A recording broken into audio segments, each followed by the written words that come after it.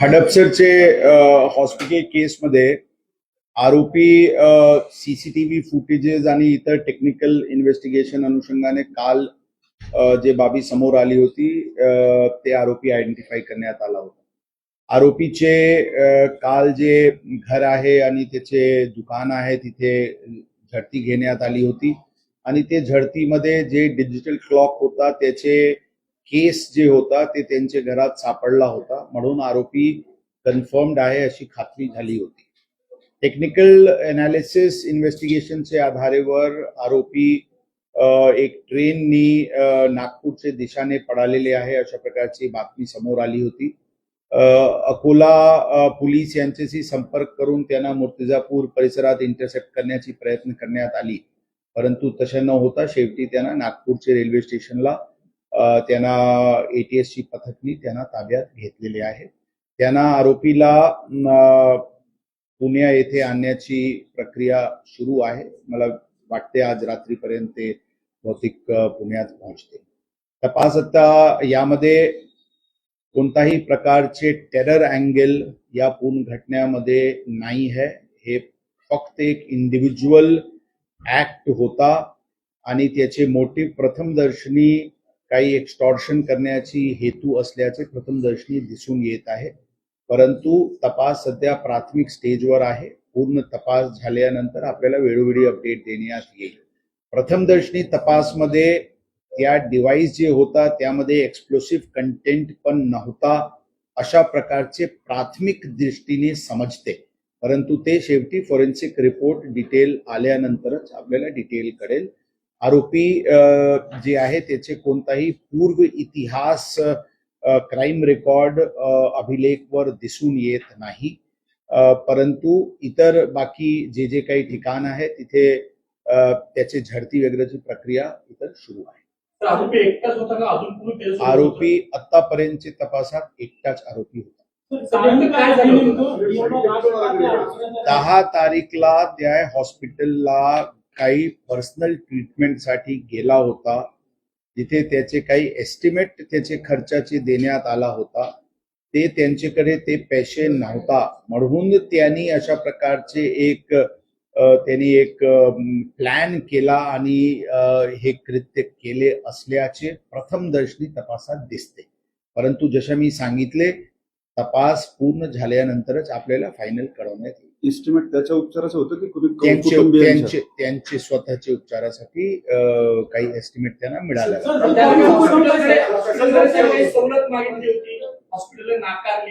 अशा कोणत्याही बाबी समोर आले. त्यांनी त्यामध्ये एक तरी कोणत्याही प्रकारचे एक्सप्लोसिव्ह कंटेंट त्या जे त्यांनी एक ते डिव्हाइस जे बनवला होता त्यामध्ये नव्हता, परंतु त्यांनी ऑनलाईन हे डिजिटल वॉच इत्यादी ते ऑनलाईन पद्धतीने त्यांनी मागून घेतला होता आणि ही सगळे युट्यूबवरचे व्हिडिओज इत्यादी पाहून अशा प्रकारचे त्यांनी एक बॉम्ब सदृश एक वस्तू तयार करण्याची त्यांनी प्रयत्न केलेले आहे. जिलेटिन वगैरे काही नव्हतं का? आरोपी मूलतः सोलापूरचे आहे, परंतु ते पुण्यात मांजरी भागात राहतात. त्याचे घर तिथे आहे, त्याचे एक शॉप आहे आणि काही त्याचे त्या परिसराचे राहणारे त्याचे मित्रमंडळी पण मांजरी भागात राहतात. त्याचे दुकानमध्ये पण येणे जाणे त्यांचे वास्तव्य होतात.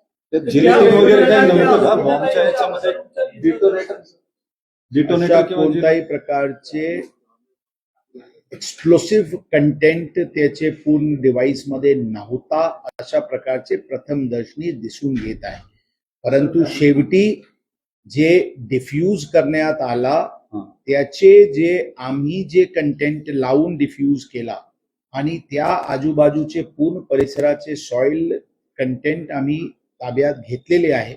फॉरेन्सिक रिपोर्ट वरून ते क्लिअर होईल की काही जे आम्ही कंटेंट वापरले त्याचे व्यतिरिक्त काही कंटेंट होता का ते त्यावरूनच समजेल. त्यांचे शॉप होता, क्लोथ्स आणि शूजचे छोटासा शॉप.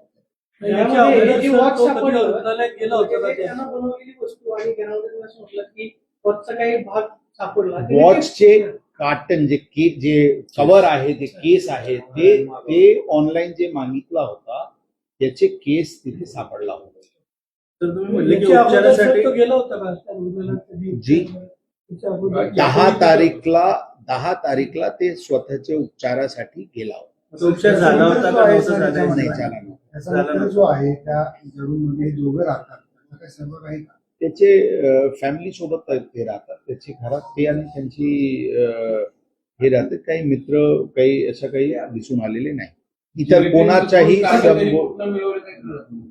जी पाईप्स वगैरे ते आजूबाजूचे शॉपला खरेदी केलेले आहे आणि वेगवेगळी गोष्ट त्यांनी वेगवेगळ्या ठिकाणातून खरेदी केलेली आहे. कुठे कुठे टू वे टेप खरेदी केला, कुठून पाईप खरेदी केला. अशा प्रकारचे सीसीटीव्ही फुटेजेस पाहिल्यानंतर जी गोष्टी समोर आली त्यावरूनच काल 12 ते 1 वाजताचे सुमारास आम्हाला आरोपी आमचे कन्फर्म झाला होता, निष्पन्न झाला होता.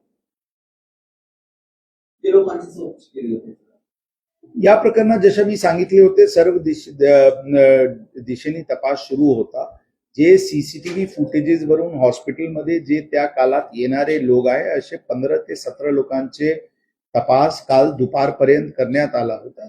जोपर्यंत हे आरोपी शेवटी फायनल झाला नाही तोपर्यंत वेगवेगळ्या दिशेने तपास सुरू होता. हे फायनल झाल्यानंतर त्याचे मागे टीम होती. थोडानी ते रेल्वे स्टेशननी अराउंड 5:45 वाजता आमची एक मोठी ऑपरेशन तिथे आम्ही राबवली होती, परंतु ते ट्रेननी निघून गेला होता आणि शेवटी ट्रॅक करत आम्ही त्यांना शेवटी नागपूरला ATS टीमची मदतीने पकडण्यात